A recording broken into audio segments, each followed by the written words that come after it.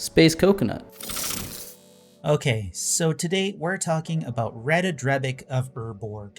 The budget rules I used this time was that the majority of cards we're using were less than $1, but if a card was simply too good for the deck, then we could splurge a little bit to add it to the deck. I also chose the less desirable printings of the cards to save pennies also.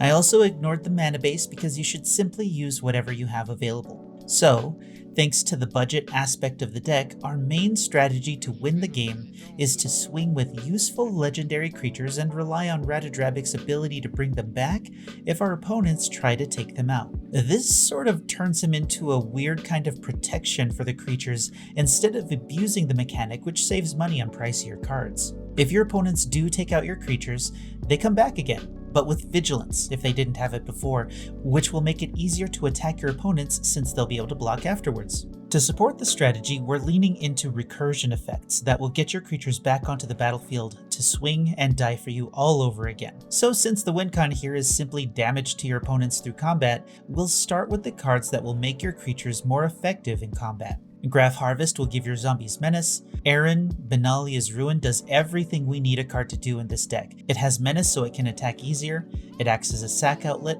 and will put a 1/1 counter on all of your creatures. Death Baron gives your zombies +1/+1 in Death Touch. Arvad the Cursed is a 3/3 with Death Touch and Lifelink for 3, a white, and a black. It says other legendary creatures you control get +2/+2. Drana, Liberator of Malakir, will put 1/1 counters on each attacking creature when she deals combat damage, and since she has First Strike, you'll get the counters before your other creatures actually deal damage to your opponents. Fane the Broker acts as a sack outlet and will put 2 1/1 counters on a single creature. You can also remove counters from a creature to create a treasure or sacrifice an artifact to create a 2/1 flying inkling.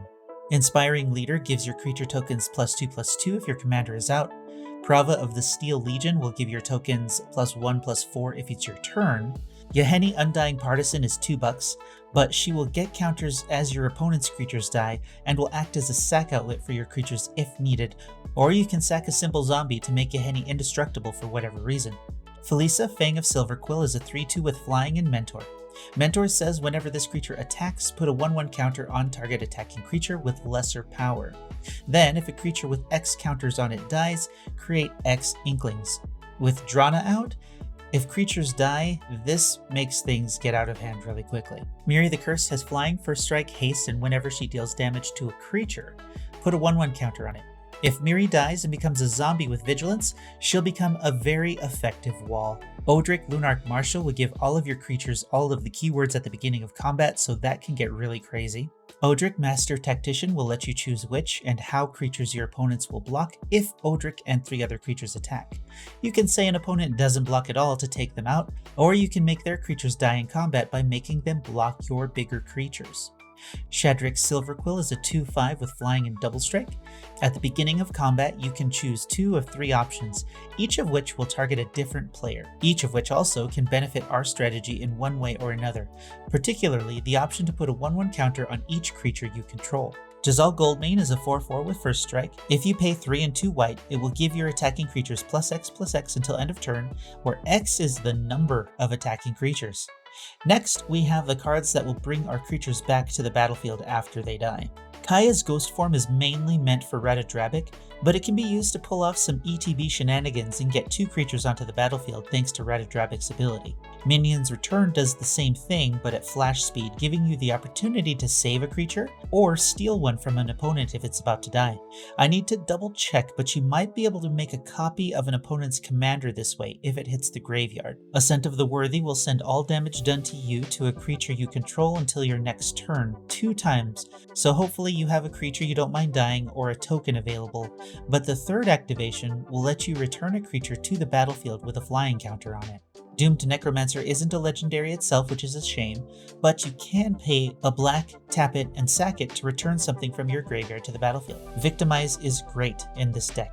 For 2 and a black, you can choose 2 creatures in your graveyard and sacrifice a creature. If you do, you put the 2 chosen creatures onto the battlefield tapped. Blood for Bones is almost as good for 1 more mana, except you get 1 creature on the field and 1 in your hand.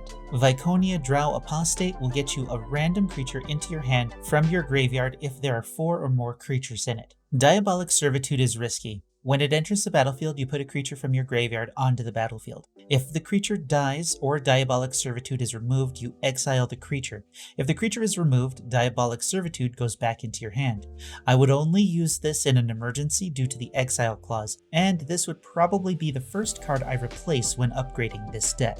Gisa, Glorious Resurrector, will exile opponent's creatures when they die. Then at your upkeep, they'll enter the battlefield under your control with Decayed. Decayed says when they attack, you sacrifice it at the end of combat. You can get your opponent's handy ETB effects here, or you can attack with them in the following turn to create token copies of the legendary creatures with Ratadrabik when they're sacrificed to Decayed. Grimoire of the Dead is a legendary artifact for 4 that will let you discard a card for 1 to put a study counter on it. Then you can remove 3 study counters and sacrifice it to put all creatures from all graveyards onto the battlefield under your control. Marshal's Anthem is an enchantment for 2 and 2 white with multi-kicker. First, it gives all of your creatures +1/+1, but if you pay into the multi-kicker, you can return up to X creatures from your graveyard to the battlefield, where X is the number of times it was kicked. Resurrection, Zombify, and Unburial Rites will put a creature back onto the battlefield from your graveyard. You can do this twice with Unburial Rites since it has flashback for 3 and a white.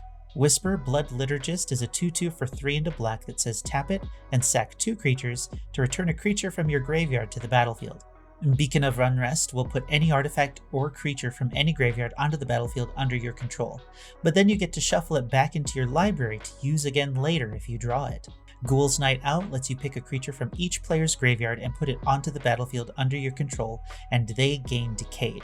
Again, make sure you pick legendary creatures so you get token copies of them with Ratadrabik. Liliana's Death's Majesty costs 3 and 2 black, and while she can make tokens if needed, it's her -3 that we really like since it will bring something back from our graveyard. Gravespawn Sovereign might not be the best creature here, but it's a good option. It's a 3/3 for 4 and 2 black that says tap 5 untapped zombies you control, put target creature from a graveyard onto the battlefield under your control. Since your zombies will have vigilance, you'll be able to do this whenever you like, even if you attack with them on your turn. Karmic Guide is a 2/2 flyer with protection from black for 3 and 2 white. It has an echo cost of 3 and 2 white also. It says when Karmic Guide enters the battlefield, return target creature from your graveyard to the battlefield. Yomiji, Who Bars the Way, is a 4/4 for 5 and 2 white that says whenever a legendary permanent other than Yomiji is put into a graveyard, return it to your hand. Its mana cost is pretty high, but the recursion is slightly better than the best card in the deck. Lysa, Forgotten Archangel, is really good with Ratadrabik and belongs in the 99 regardless of the build. She's a 4/5 with flying and lifelink for 2, 2 white, and a black. She says, whenever another non-token creature you control dies, return that card to its owner's hand at the beginning of the next end step.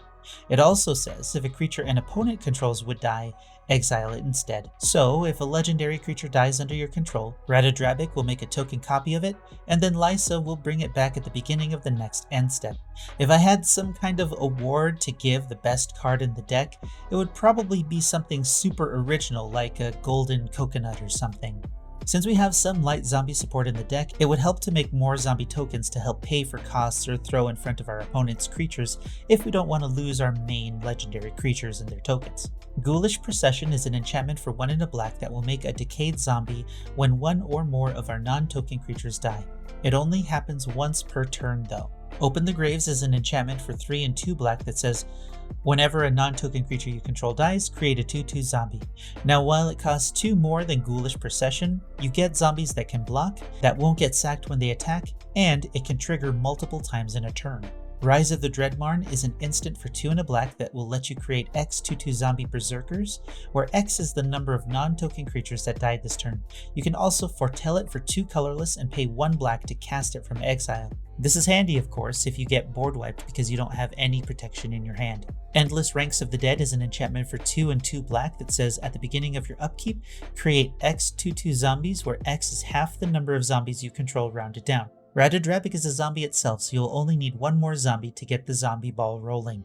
Ghoul Caller Gisa is a 3/4 for 3 and 2 black. She has pay a black, tap her, and sacrifice another creature, then create X 2/2 zombies where X was the sacrificed creature's power. Now let's talk about the rest of our sack outlets. Braid's Arisen Nightmare is a 3/3 for 1 and a black that says at the beginning of your end step, you can sacrifice an artifact, creature, enchantment, land, or planeswalker.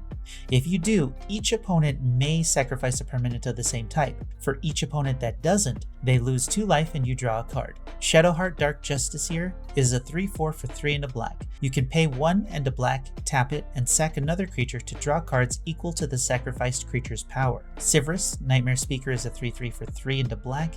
You can tap it, sack another creature, and then for each opponent, you mill a card and then return it to your hand unless that player pays 3 life. Torgar Famine Incarnate is a 7/6 big boy that costs 6 and 2 black. It says, as an additional cost to cast this spell, you may sacrifice any number of creatures. This spell costs 2 less to cast for each creature sacked this way. When it enters the battlefield, up to 1 target player's life total becomes half their starting total, rounded down. For protection, we have Swiftfoot Boots to protect our commander and maybe make some creatures hasty if needed, and Lapse of Certainty to delay a spell we don't really want to deal with at the moment. Make a Stand, Unbreakable Formation, your temple is under attack, and Rootborn Defenses will make your creatures indestructible, and Rootborn Defenses will also make a copy of a token we control. For removal, we're using Mortify, Fracture, and Utter End. And I didn't realize that there were so few, so switching up some enchantments and creatures for removal might be a good idea here. And finally, we have the miscellaneous cards in the deck. Weatherlight is a 4/5 flying vehicle, but it'll be a creature if it dies in combat, so you get a token in that case. When it deals combat damage to a player, you look at the top 5 cards of your library, reveal a historic card, and put it into your hand. Historic cards are artifacts, sagas, and legendaries, by the way. Ow the Dawn Sky is a 5/4 of flying and vigilance. When it dies, you look at the top 7 cards of your library, then put any number of non-land permanent cards with total mana value 4 or less from among them onto the battlefield. Wayfarer's Bauble is an artifact for 1 and you pay 2, tap it, sack it, to search for a basic land and put it onto the battlefield tapped. And unless I missed something, that should be the entire deck. Once I plugged this into the TCG player shopping cart, it came to $48.28 including shipping, while the average Ratadrabik deck using more ideal cards comes to about $481.51. So that's a pretty big savings if you go the budget route. So now in the comments below, let me know what you did with Ratadrabik, what you think of this budget build, and how it ended up working out for you if you put it together. You can also let me know what budget commander you might want to see in the future from the newer or upcoming sets, and if it's an interesting idea, you might see it in a future video. But that's about it for now. Like the video if you liked the video, dislike it if you disliked it, and until next time, I'm Space Coconut, and you're welcome.